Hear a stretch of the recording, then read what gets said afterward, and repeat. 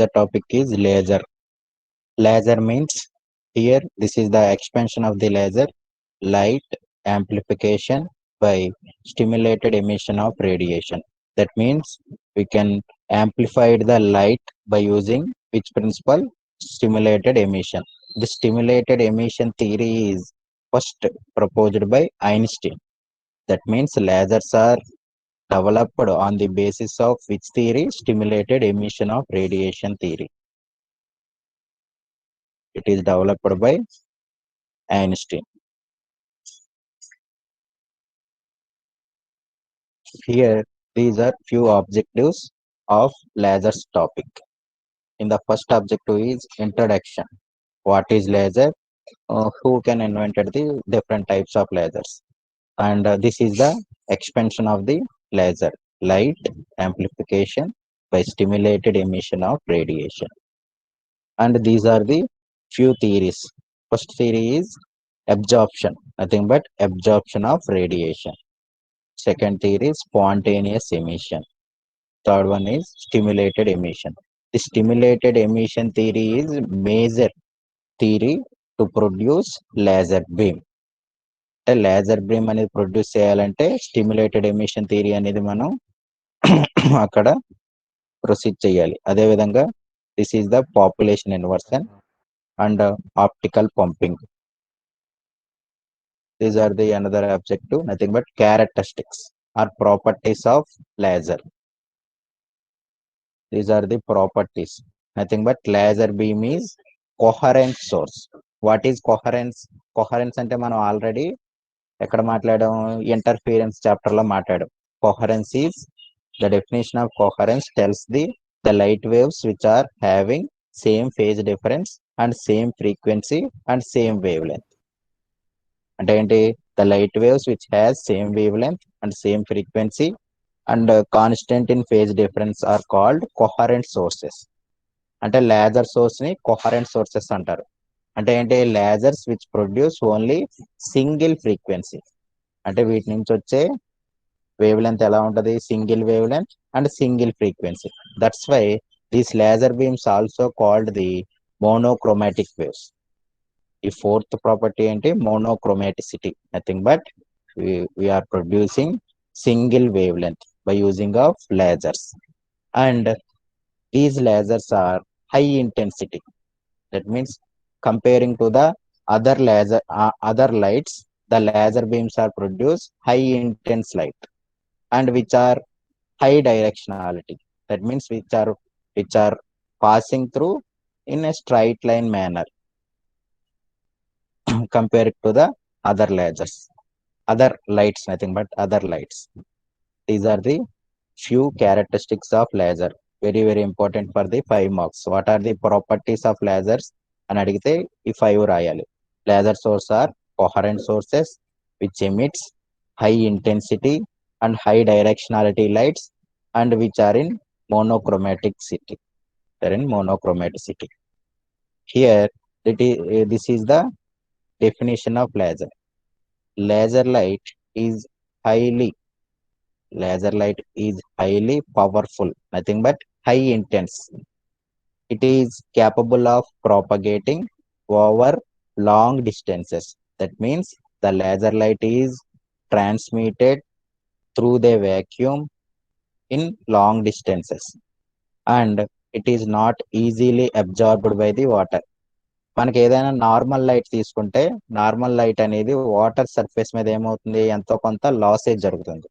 But laser beam there is no absorption of water, nothing but there is no reducing of intensity. అంటే water ద్వారా కూడా laser light ని transmit చేసిన తర్వాత కూడా దాని యొక్క ఇంటెన్సిటీలో ఎటువంటి చేంజ్ ఉండదు. That's why these laser beams are useful to communicate more number of information through the water. Laser beams ని ఎక్కువ ఎక్కడ వాడతారంటే which are using in communication purpose. Communication systems లో వాడతారు. ఎందుకంటే కమ్యూనికేషన్ సిస్టమ్స్ అనేవి లాంగ్ డిస్టెన్స్ మధ్యన ఏదైనా ఇన్ఫర్మేషన్ పాస్ చేయడానికి ఉపయోగపడే డివైస్లు కాబట్టి ఆ డివైస్ లో ఎక్కువగా లేజర్ బీమ్స్ ని వాడతారు.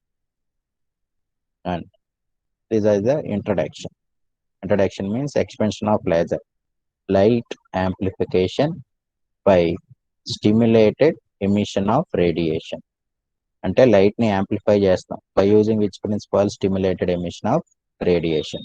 లేజర్ కన్నా ముందు మేజర్ అనే ఒక డివైస్ ని డెవలప్ చేశారు. మేజర్ అంటే ఎక్స్పెన్షన్ ఏంటంటే microwave amplification by stimulated emission of radiation. Microwave amplification by stimulated emission of radiation which is developed by Townes in 1939. 1939 లో మేజర్ అనే ఒక డివైస్ ని డెవలప్ చేశారు. దీని ఎక్స్పెన్షన్ ఏంటంటే microwave amplification by stimulated emission of radiation. దీంట్లో కూడా major principal ఏంటి? The major includes A stimulated emission of radiation. ఈ ప్రిన్సిపల్ కూడా ఎవరు ప్రొడ్యూస్ చేశారంటే Einstein.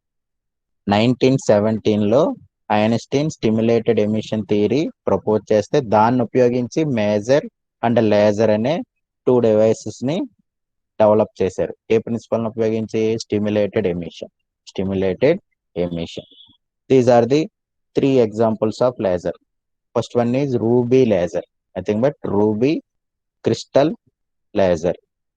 Ruby crystal laser. It is developed by Maiman. It is developed by Maiman in 1960. In 1960. This is the first laser. This is the first laser in the universe. 1960. The first laser is developed by Maiman. It is named as Ruby laser. Ruby means it is a crystal. That's why the Ruby laser is also called the solid state laser. అంటే solid state laser అన్న ruby laser అన్న ఒకటే. అదే విధంగా the first laser అన్న ruby laser. అంటే అన్నిటికన్నా first laser ఏ టైప్ ఆఫ్ మెటీరియల్ తో తయారు చేశారంటే nothing but solid laser, crystals తోనే తయారు చేశారు కాబట్టి దాన్ని first laser is invented by Maiman. It is developed by crystal.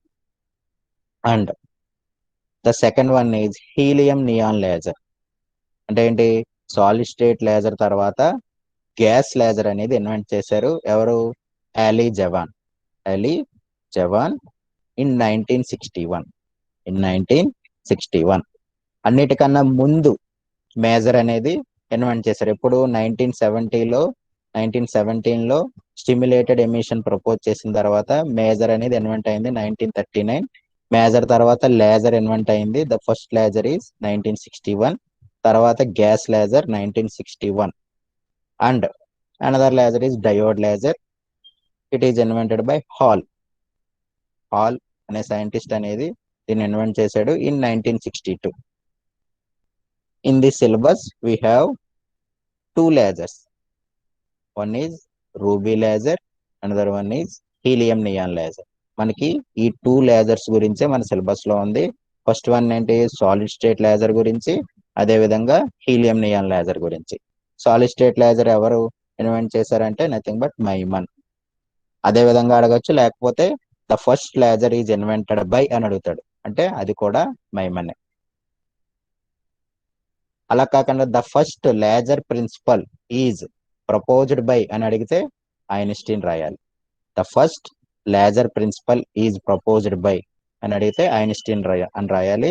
The first laser is developed by అని అడిగితే మైమన్ అని రాయాలి. Maiman in the year 1960. These are the few objective questions for the online examination, JNTU online examination.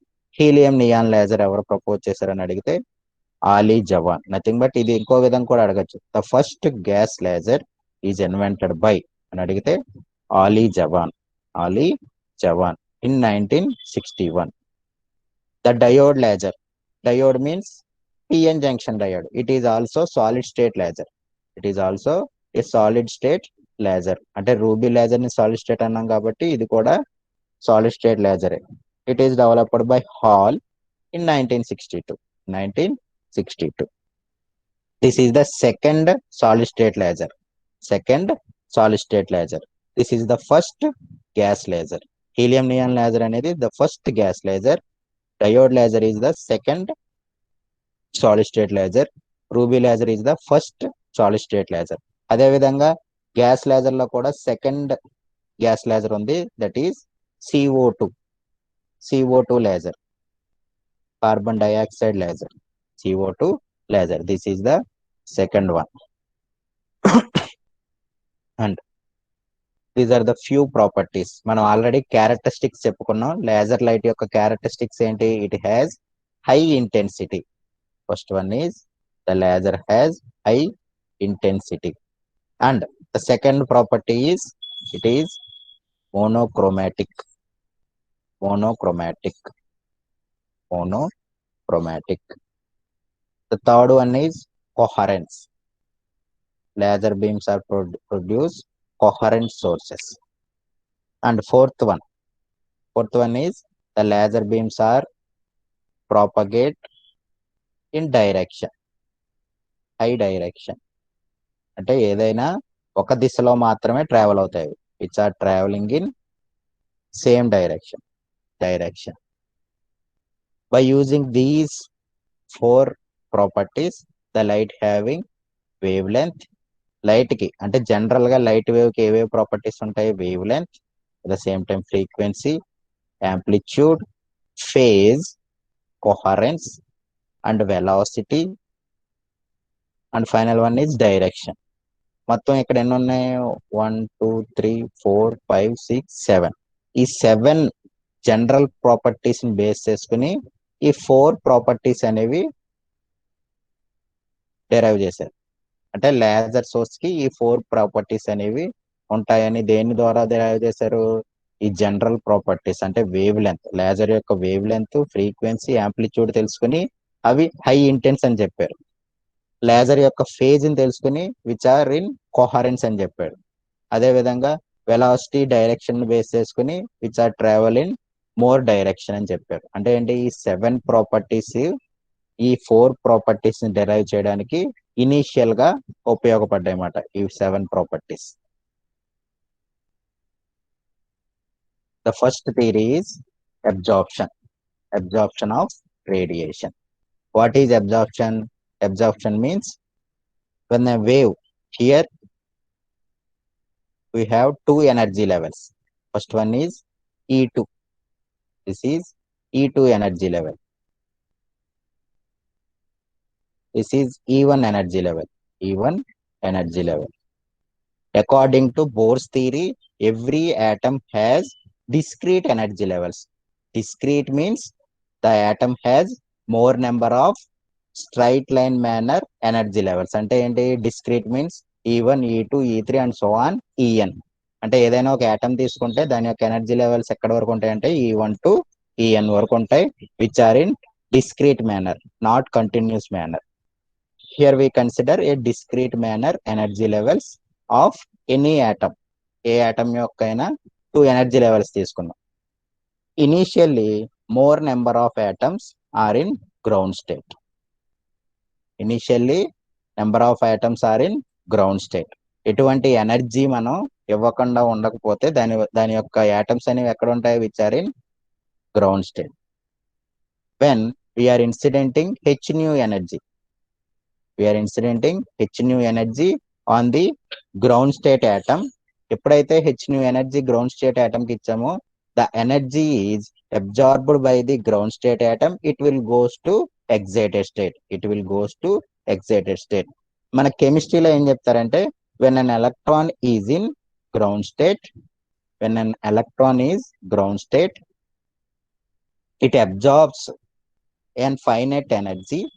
Electron absorbs a finite energy, then it will goes to excited state అని చెప్తారు.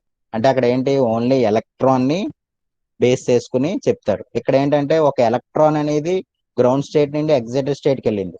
ఎప్పుడైతే ఒక atom తీసుకుంటే, ఏదైనా ఒక atom, hydrogen atom తీసుకున్నాం, దీనికి ఎంతో కొంత ఎనర్జీ ఇచ్చాం. ఎనర్జీ ఇచ్చినప్పుడు ఏమవుతుంది? హైడ్రోజన్ యాటమ్ లో ఎన్ని ఎలక్ట్రాన్స్ ఉంటాయి? ఒక ఎలక్ట్రాన్ ఉంటుంది. కాబట్టి ఎప్పుడైతే ఎనర్జీ ఇచ్చామో the electron goes to excited state. Electron excited state కి వెళ్ళిందంటే నథింగ్ బట్ యాటమ్ కూడా ఎగ్జైటెడ్ స్టేట్ కి వెళ్ళినట్టే. గుర్తుపెట్టుకోండి, ఏదైనా ఒక యాటమ్ లో ఒక ఎలక్ట్రాన్ ఎగ్జైటెడ్ స్టేట్ కి వెళ్ళిందంటే the atom is also in excited state. అంటే ఏంటి, ఎలక్ట్రాన్ ఎగ్జైట్ అయినా యాటమ్ ఎగ్జైట్ అయినా ఒకటే. కానీ కెమిస్ట్రీలో ఏం చెప్తారంటే ఓన్లీ ఎలక్ట్రాన్ గురించే మాట్లాడతారు. In physics, when electron is excited state, the atom is also in excited state. ఆ రెండు ప్రాపర్టీస్ గుర్తుపెట్టుకోవాలి. ఫర్ సపోజ్ ఏదైనా ఒక అయాన్ తీసుకున్నాం. Ion means NaCl, Na plus Cl minus అనే 2 అయాన్స్ తీసుకున్నాం. Na ప్లస్ అనే ఒక అయాన్ తీసుకున్నాం. ప్లస్ అంటే ఏంటి, దీంట్లో ఎంతో కొంత ఎలక్ట్రాన్ కావాలి, దీనికి యాక్సెప్ట్ చేస్తుంది ఎలక్ట్రాన్స్. Cl మైనస్ అనే ఒక అయాన్ తీసుకున్నాం. Minus indicates it has excess of electrons. దీంట్లో ఎక్సెస్ ఆఫ్ ఎలక్ట్రాన్స్ ఉన్నాయి. For suppose Cl minus ion తీసుకుంటే ఫస్ట్ ఇది ఎక్కడ ఉంటుంది, గ్రౌండ్ స్టేట్ లో ఉంటుంది. ఫర్ సపోజ్ Cl కి 2 ఎనర్జీ లెవెల్స్ ఉన్నాయి అనుకో. Initially the Cl atom in ground state. We are applying an additional energy to the chlorine atom from the source. The chlorine atom absorbs incident energy and goes to excited state. అంటే ఇక్కడ minus అనే electron చూడు, excess electron అనేది ఏమవుతుంది, goes to excited state. ఎప్పుడైతే excess electron అనేది excite state వెళ్ళిందో Cl కూడా ఎగ్జైటెడ్ స్టేట్ లో ఉన్నట్టే. అది మాత్రం గుర్తుపెట్టుకోండి. ఫండమెంటల్ గా ఎలక్ట్రాన్ ఎగ్జైట్ అయిందంటే the atom is also in excited state. అందుకే నేను ఇక్కడ ఏమంటానంటే ఒక్కొక్కసారి యాటమ్ ఎగ్జైటెడ్ అయిందంటాను, ఒక్కొక్కసారి ఎలక్ట్రాన్ ఎగ్జైట్ అయిందంటాను, ఒక్కొక్కసారి అయాన్ ఎగ్జైట్ అయిందంటాను. ఆ 3 ఫినామినాలు ఒకటే. Electron or ion or atom ఏది తీసుకున్నా which are in excited state అంటే సేమ్ ఫినామినాయే. ఆ 3 ఫినామినాస్ సేమే. ఇక్కడ ఏం తీసుకున్నానంటే initially the atom in ground state, nothing but which is at E1. We are incidenting H nu energy on the ground state atom. The H nu energy is absorbed. The incident H nu energy is absorbed by the ground state atom. Then it will goes to excited state. ఎప్పుడైతే energy absorb చేసుకుందో the atom will transmit it to ground state to excited state. According to Bohr's theory, the excited atom has 10⁻⁸ seconds lifetime.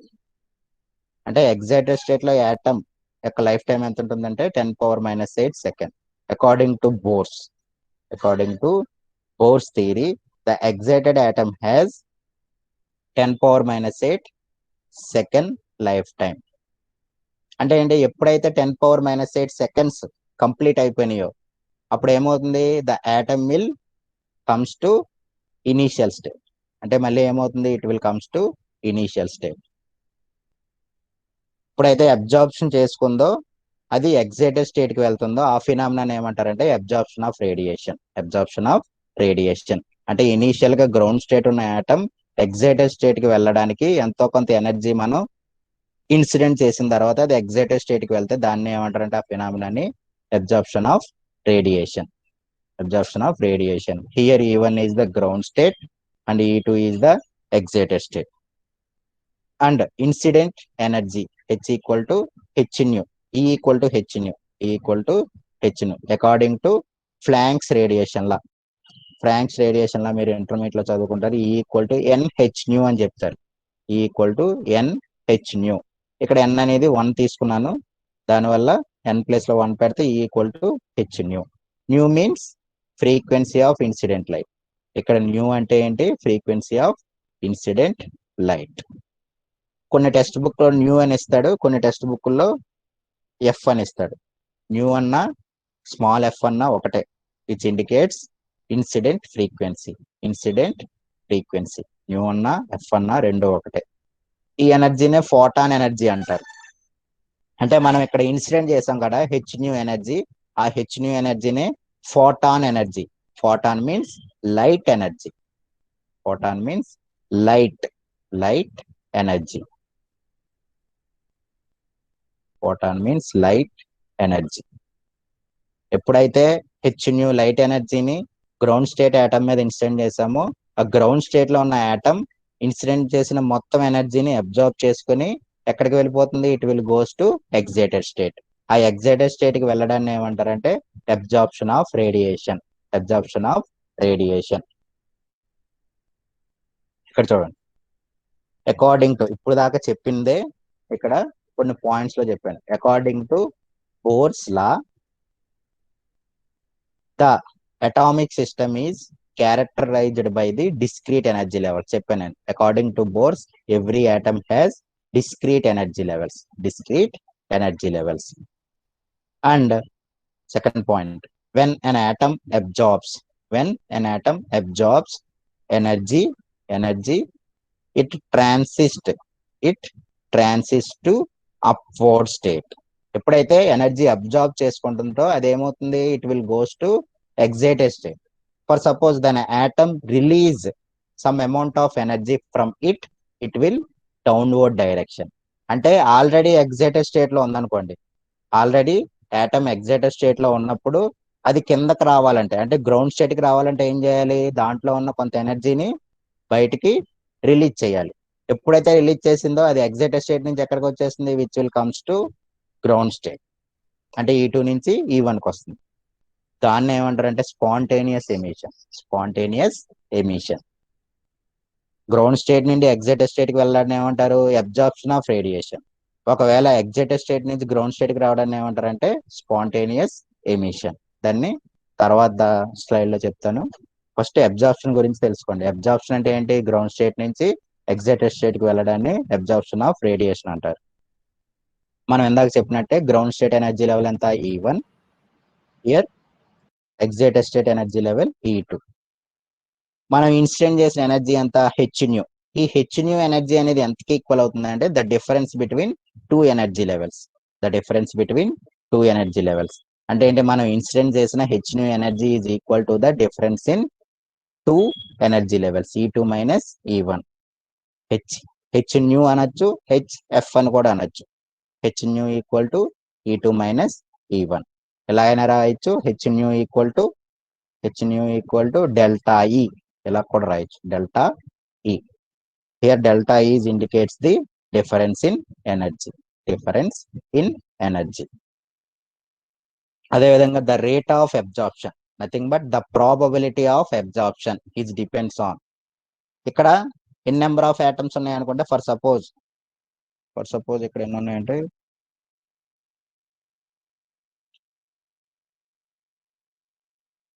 initially in the ground state we have n1 number of atoms. Initially in the ground state n1 number of atoms ఉన్నాయి. In the excited state we have n2 number of atoms. ఎప్పుడైతే energy అనేది instant చేస్తామో the ground state atoms is goes to excited state. Excited state కి వెళ్ళింది. Then the probability of absorption of radiation, here indicate probability as capital letter P. The probability of absorption of radiation is indicated as capital P. ఇది ఎక్కడి నుంచి ఎక్కడికి వెళ్తుంది, it will goes to ground state to excited state. ఎక్కడి నుంచి ఎక్కడికి వెళ్తుంది, ground state to excited state. అంటే ఏంటి, P12. దీన్ని ఏమంటారు అంటే probability rate of absorption of radiation. Absorption of radiation is indicated as P12. Is depends on nothing but it is directly proportional to. ఈ ప్రాబబిలిటీ దేనికి ప్రపోర్షనల్ గా ఉంటుందంటే ground state atoms N1. Ground state లో ఎన్ని atoms ఉన్నాయి, initial గా N1. And it is depends on the incident energy density.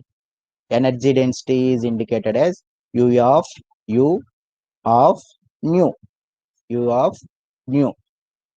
The energy density of incident radiation is indicated as U of nu. Nu place లో ఒక్కొక్కసారి F కూడా పెడతాడు. అంటే ఏంటి, P12 is directly proportional to U of F. New place లో F కూడా పెడతారు. ఇక్కడ ప్రపోర్షనాలిటీ కాన్స్టెంట్ తీసేసామంటే మనకి ఏమొస్తుందంటే ఏదో ఒక కాన్స్టెంట్ టర్మ్ పెట్టాలి. Here the probability rate of absorption P12 is equal to constant ఏం పెట్టుకుంటున్నాం అంటే ఇక్కడ B12, క్యాపిటల్ B12. ఒక పక్కన ఏమున్నాయి, it is depends on ground state atoms N1 and incident energy density U of F. U of F. This equation is represents the rate of absorption of radiation, nothing but the probability of absorption of radiation. Here the constant B12 is called the Einstein coefficient. Einstein coefficient for the absorption of radiation. B12 is the Einstein coefficient of the absorption of radiation. రాశారు చూడండి. The rate of absorption depends on the number of atoms. అంటే absorption of radiation rate అనేది దేని మీద depend అవుతుంది?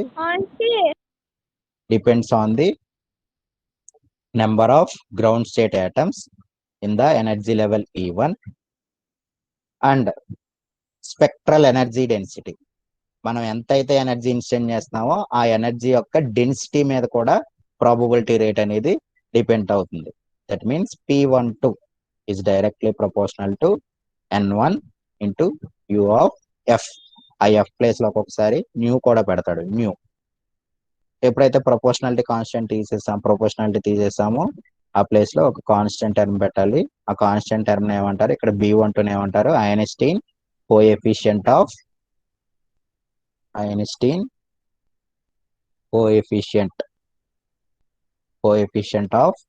absorption of radiation.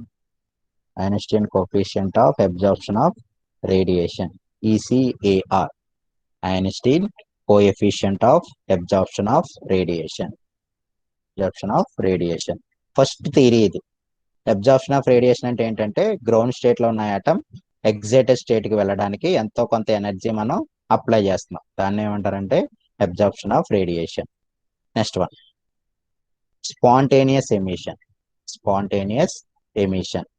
Emission means మనం ఎటువంటి energy incident చెయ్యం, ఆటోమేటిక్ గా అది ఎంతో కొంత ఎనర్జీని రిలీజ్ చేస్తుంది.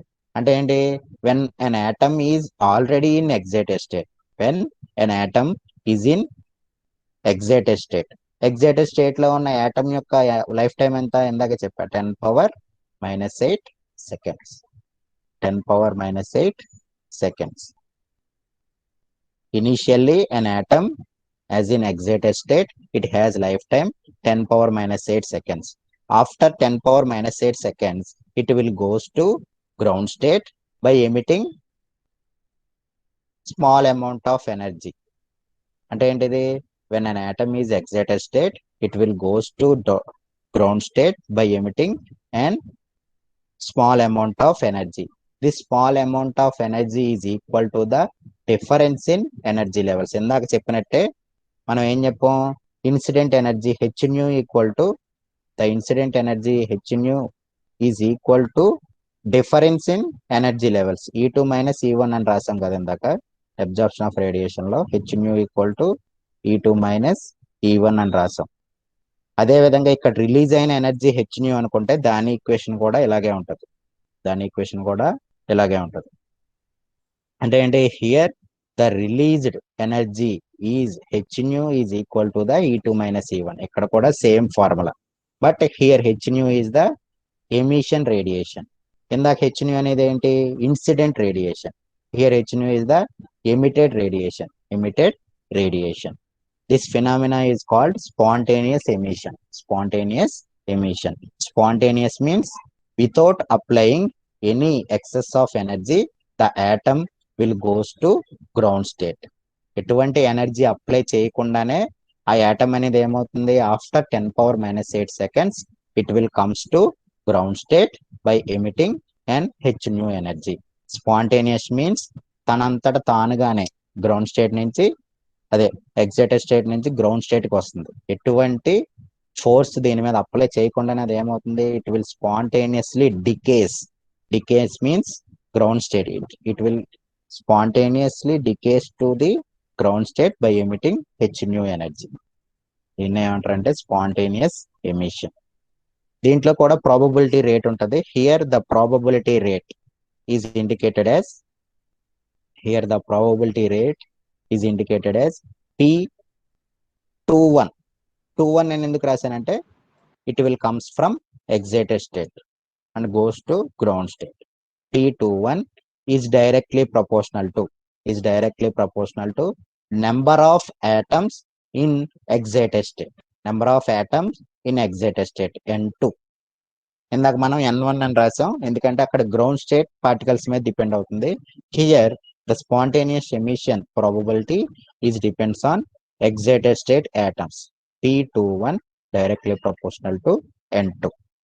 And here there is no incident of energy. ఇక్కడ ఎటువంటి ఎనర్జీ మనం ఇన్సిడెంట్ చేయట్లేదు, అందుకే ఇక్కడ U of nu అనేది తీసుకోం. ఇక్కడ ఎనర్జీ డెన్సిటీ అనే లెటర్ అనేది ఏమీ తీసుకోం. Only the probability is depends on the number of atoms in excited state. ఎప్పుడైతే ప్రపోర్షనాలిటీ తీసేస్తామో కాన్స్టెంట్ అనేది పెట్టుకోవాలి. P21 is equal to A21. ఇందాక B అనే లెటర్ తీసుకున్నాం, ఇక్కడ A అని తీసుకోండి. A21 N2. Here A21 is also Einstein coefficient for spontaneous emission. ఇందాక B12 అనేది ఏంటి? Einstein coefficient for absorption. Here A21 is Einstein coefficient for spontaneous emission. ఇక్కడ చూడండి. Initially the system having atoms in excited state. అంటే already atom ఎక్కడ ఉంది? in the excited state. It will goes to downward.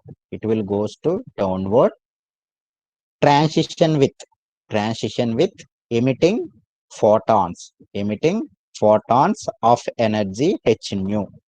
అది ground state కి రావడానికి ఎంత energy అనేది రిలీజ్ చేస్తుంది? H new equal to E2 minus E1. New place లో F పెట్టాడు ఇక్కడ, అలా కూడా రాసుకోవచ్చు. HF equal to E2 minus E1. It is the emitted photon energy. Photon అంటే నథింగ్ బట్ లైట్ ఎనర్జీ. గుర్తుపెట్టుకోండి, photons means light energy, light particles. Here the emitted photon, ఈ emitted photon అనేది ఎలా ట్రావెల్ అవుతుందంటే it travels in random direction.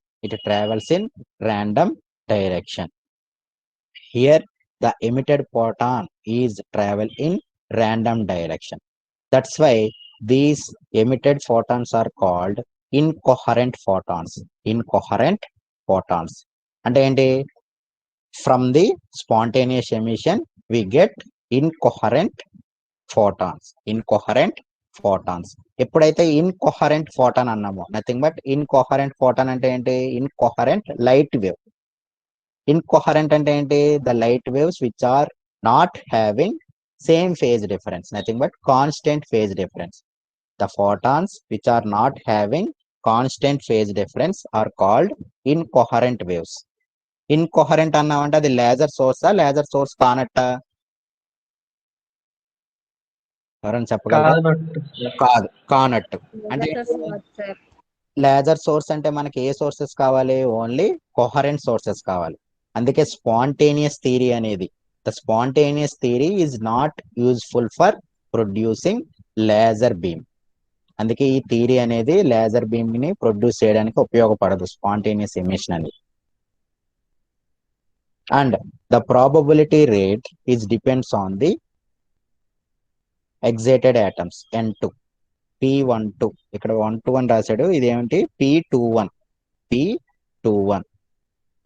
P12 కాదు, ఇది P21 అంటే excited నుండి గ్రౌండ్ స్టేట్ వస్తుంది కాబట్టి P21 బ్రాకెట్ లో స్పాంటేనియస్ అని రాశాడు. P21 is directly proportional to the excited atoms N2. ఎప్పుడైతే proportionality తీస్తామో we are putting a constant A21. Here A21 is called Einstein coefficient for the spontaneous emission. B12 అంటే Einstein coefficient for the absorption. Spontaneous emission ద్వారా మనకి ఇన్కోహరెంట్ radiation వస్తుంది. అది మాత్రం బండ గుర్తు పెట్టుకోండి. From the spontaneous emission, we get incoherent radiation. Incoherent radiation. Next theory is stimulated emission. Stimulate means, stimulate అంటే ఏంటి, మనం ఏదో ఒక ఇన్సిడెంట్ ఎనర్జీని ఉపయోగించి ఆల్రెడీ ఎగ్జైటెడ్ స్టేట్ ఉన్న యాటమ్ ని లెస్ దాన్ 10⁻⁸ సెకండ్స్ ముందే కిందకి తీసుకొచ్చేస్తుంది. అంటే ఏంటి, ఎగ్జైటెడ్ యాటమ్ యొక్క లైఫ్ టైం ఎంత, 10⁻⁸ సెకండ్స్.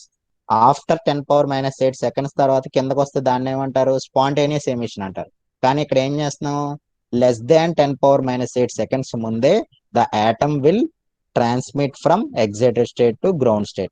ఆల్రెడీ ఎగ్జైటెడ్ స్టేట్ లో ఉన్న యాటమ్ ని లెస్ దాన్ 10⁻⁸ సెకండ్స్ ముందే మనం దాన్ని ఏం చేస్తున్నాం, కిందకి తీసుకొచ్చేస్తున్నాం by using of incident energy. 10⁻⁸ seconds ముందే దాన్ని గ్రౌండ్ స్టేట్ కి తీసుకొచ్చేస్తున్నాం by applying incident energy. This phenomena is called stimulated emission. అంటే this incident energy stimulates the excited atoms and it will transmit from excited state to ground state. ఎప్పుడైతే మనం incident చేసామో అది excited నుంచి ground state కి వచ్చింది, అంటే ఒక ఫోటాన్ అనేది రిలీజ్ అవుతుంది, ఒక ఫోటాన్. ఇక్కడ మరి 2 ఫోటాన్స్ వేసారంటే ఏంటి, another photon is incident photon. అంటే ఆల్రెడీ ఇక్కడ ఫర్ సపోజ్ 2 జౌల్స్ ఎనర్జీ ఉంది యాటమ్ కి, ఎగ్జైటెడ్ స్టేట్ లో 2 జౌల్స్ ఎనర్జీ ఉంది. ఇది గ్రౌండ్ స్టేట్ కి రావాలంటే ఏం చేయాలి, 1 జౌల్ ఎనర్జీ రిలీజ్ చేయాలి. ఈ ఫస్ట్ వేవ్ అనేది 1 జౌల్ ఎనర్జీ అనుకోండి. ఫస్ట్ వేవ్ అనేది 1 జౌల్ ఎనర్జీ. ఫస్ట్ వేవ్ అనేది 1 జౌల్ ఎనర్జీ అయితే అంత రిలీజ్ చేసేసి అదేం చేసింది, గ్రౌండ్ స్టేట్ కి వచ్చింది. గ్రౌండ్ స్టేట్ కి వచ్చిన తర్వాత దీని యొక్క ఎనర్జీ ఎంత ఉంటుంది, 1 జౌల్ అనుకోండి, 1 జౌల్. ఇంకొక వేవ్ ఏంటంటే incident wave. For suppose incident wave అనేది 1 జౌల్, అంటే ఇక్కడ కూడా 1 జౌల్. అంటే ఒక ఇన్సిడెంట్ వేవ్ ను ఉపయోగించి మనం ఏం చేస్తున్నాం, ఆల్రెడీ ఎగ్జైటెడ్ స్టేట్ లో ఉన్న యాటమ్ ని గ్రౌండ్ స్టేట్ కి తీసుకొచ్చేస్తున్నాం. In the stimulated emission we get 2 beams. మనకి 2 బీమ్స్ వస్తున్నాయి. స్పాంటేనియస్ ఎమిషన్ లో ఓన్లీ ఒక బీమ్ మాత్రమే వచ్చింది. ఈ బీమ్ అనేది ఎలా ట్రావెల్ అవుతుంది, which travel in random direction. But in stimulated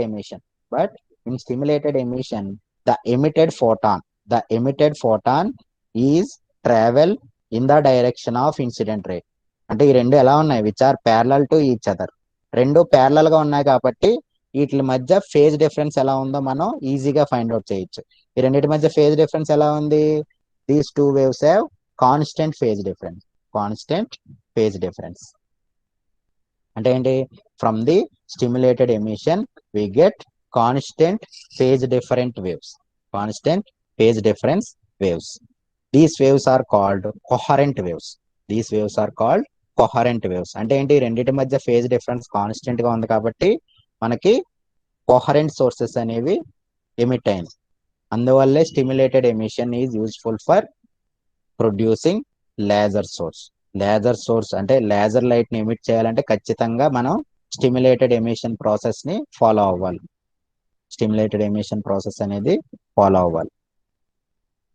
చూడండి, here the system having atoms in excited state.